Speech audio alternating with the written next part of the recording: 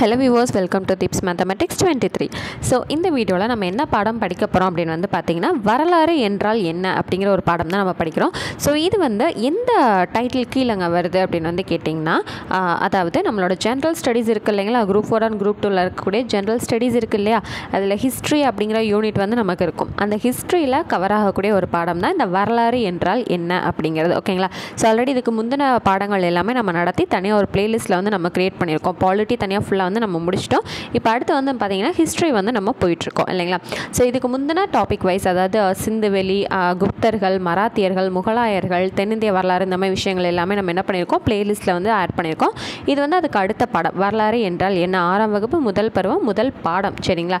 இதில் வந்து பார்த்தீங்க அப்படின்னா ரொம்பவே கம்மியான டேட்டா தான் இருக்கும். ஓகேங்களா? இப்போ வரலாறுனா என்னதுங்க, நம்மளோட முன்னோர்கள் பற்றி நம்ம தெரிஞ்சுக்கிறது, நம்மளோட பண்பாடு எப்படி இருந்துச்சு, நம்மளோட முன்னோர்கள் எப்படி வாழ்ந்துட்டு இருந்தாங்க, ஸோ அவங்கள வழி வழியாக வந்து வரதான் நம்ம. அப்போ நம்மளோட முன்னோர்களோட மரபு எப்படி இருந்துச்சு, இந்த மாதிரி விஷயங்கள் எல்லாமே நம்ம தெரிஞ்சுக்கிறதா நம்மளோட வரலாறு.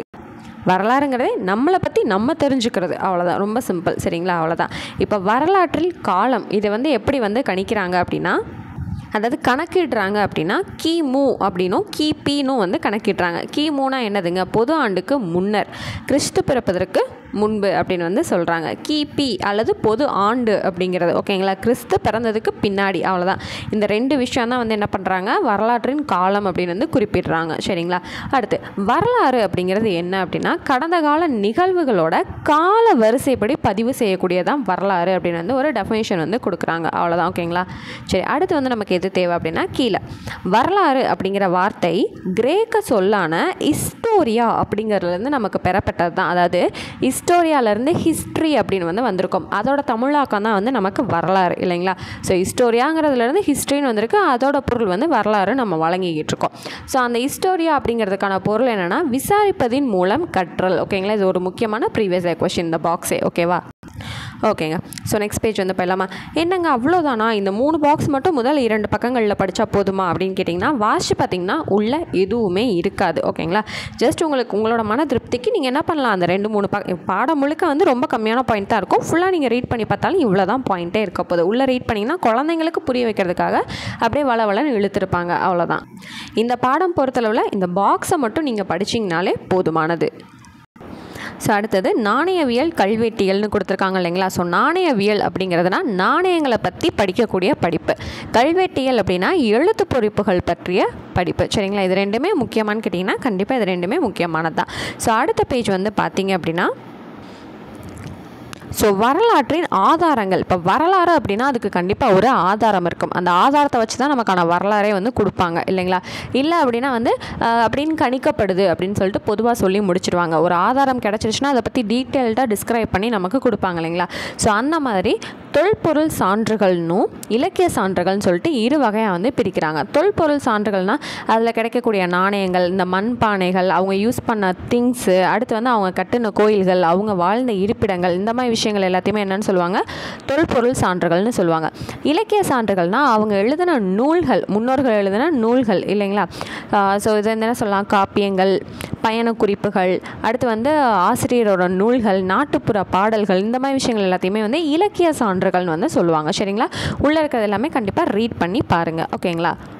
ஸோ நெக்ஸ்ட் பேஜில் வந்தீங்க அப்படின்னா, வரலாற்றுக்கு முந்தைய காலம் அப்படின்னா என்னதுங்க அப்படின்னா, ஸோ வரலாற்றிற்கு முந்தைய காலம் அப்படிங்கிறத கற்கருவிகளை பயன்படுத்தியதற்கும் எழுது முறைகளை கண்டுபிடிப்பதற்கும் இடைப்பட்ட காலம் தான் வரலாற்றுக்கு முந்தைய காலம். அதாவது எழுத்து முறையை கண்டுபிடிக்கிறதுக்கு முன்னாடி இருந்தது வரலாற்றுக்கு முந்தைய காலம்னு சொல்லப்படுது. அப்போ அது என்னன்னு சொல்கிறாங்க, கற்கருவிகள் பயன்படுத்தினதுக்கும் அந்த எழுத்துக்களை வந்து கண்டுபிடிப்பதற்கும் இடைப்பட்ட காலத்தை தான் வரலாற்றின் முந்தைய காலம் அப்படின்னு வந்து குறிப்பிட்றாங்கன்னு வந்து சொல்லியிருக்காங்க. சரிங்களா? இது வந்து கண்டிப்பாக தெரிஞ்சு வச்சுக்கணும். அடுத்தது வரலாற்று தொடக்க காலம்னா அப்போ என்னதுங்க அப்படின்னா, வரலாற்றுக்கும் வரலாற்றின் முந்தைய காலத்திற்கும் இடைப்பட்ட காலம். அவ்வளோதான். ஓகேங்களா? ரொம்பவே சிம்பிளான விஷயம். வரலாறு எழுத ஆரம்பிச்சாச்சு, வரலாற்றோட முந்தைய காலம் இது ரெண்டுத்துக்கும் இடைப்பட்டது தான் வரலாற்றின் தொடக்க காலமாக வந்து இருக்கும் அப்படின்னு வந்து சொல்கிறாங்க. ஓகேங்களா?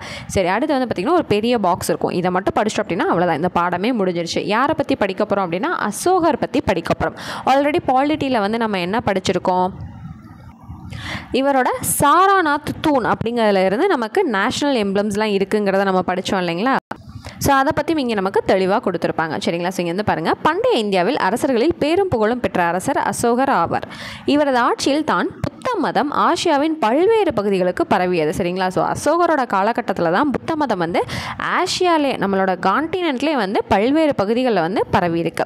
அடுத்து, கலிங்க போருக்கு பின் பல உயிர்களை மடிவதை கண்டு வருந்தி போர் தொடுப்பதை கைவிட்டார். ஸோ எந்த போருக்கு பின்னாடி? கலிங்க போருக்கு பின்னாடி நிறைய பேர் இறந்து போகிறத பார்த்து மனசு கேட்காம அசோகர் என்ன பண்ணுறாரு, போர் தொடுக்கிற விஷயத்தையே அவர் வந்து விட்டுறாரு. சரிங்களா? ஸோ அதுக்கு அடுத்து என்ன பண்ணுறாரு, புத்த மதத்தை வந்து தழுவி அமைதியையும் அறத்தையும் வந்து விரும்பினார். அதை வந்து பரப்புற பணியில் வந்து அவர் ஈடுபட்டார். சரிங்களா? பொதுமக்களுக்கு அவர் நிறைய சேவை வந்து செஞ்சுருக்காருங்க.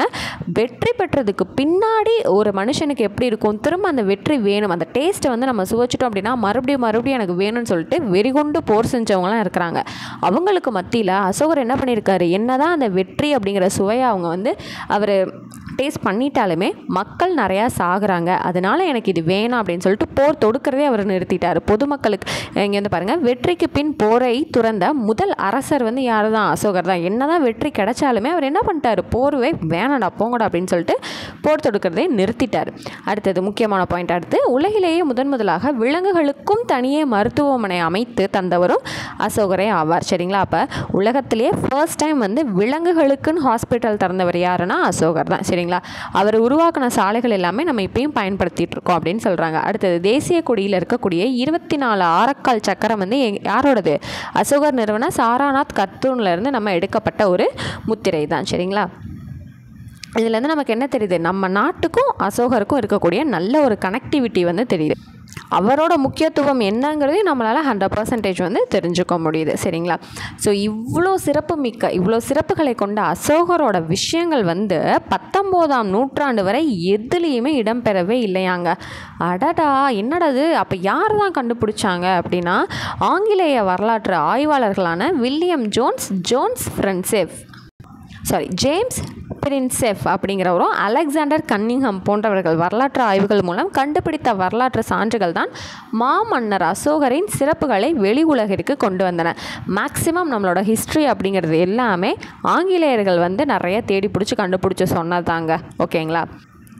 ஸோ அதே போல் இந்த மாமன்னர் அசோகரை பற்றியும் வந்து வெளிக்கொண்டு வந்தவங்க இந்த அறிஞர்கள் தான், இந்த ஆய்வாளர்கள். ஓகேங்களா? ஆங்கிலேய வரலாற்று ஆய்வாளர்களான William Jones, James Prinsep, Alexander Cunningham. அதுக்கப்புறம் இன்னொரு முக்கியமானவர் வந்து என்னென்னு பார்த்தீங்கன்னா, இதோட அடிப்படைகள் இவங்க வந்து என்ன பண்ணிட்டாங்க, ஓகே இப்படி ஒரு மனுஷன் இருக்காரான்றதை வந்து வெளிப்படுத்திட்டாங்க. அதுக்கப்புறம் என்ன ஆகுதுன்னா, சார்ல்ஸ் ஆலன், தமிழ் புத்தகத்தில் வந்து படிச்சிருப்பீங்க இவரை பற்றி. ஸோ இப்படிங்கிற ஒரு ஆங்கிலேய எழுத்தாளர் வந்து என்ன பண்ணுறாரு, அசோகர் குறித்த அனைத்து வரலாற்று ஆவணங்களையும் சேகரித்து தொகுத்து நூலாக வந்து என்ன பண்ணியிருக்காரு, வெளியிட்டிருக்காரு. இருக்கிறதுலே மிகப்பெரிய ஒரு ஒர்க் வந்து இவர் தான் பண்ணியிருக்காரு, சார்லஸ் ஆலன் அப்படிங்கிறவர். சரிங்களா? அந்த நூலோட பேர் வந்து என்னன்னா, the search of the India's last emperor. ஓகேங்களா?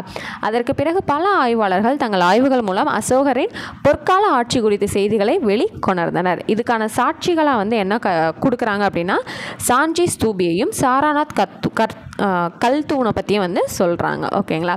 ஸோ இது மூலமாக நம்மளோட அசோகர் பற்றின பெருமைகளை வந்து நம்மளால் தெரிஞ்சுக்க முடியுது அப்படிங்கிறத சொல்லியிருக்காங்க.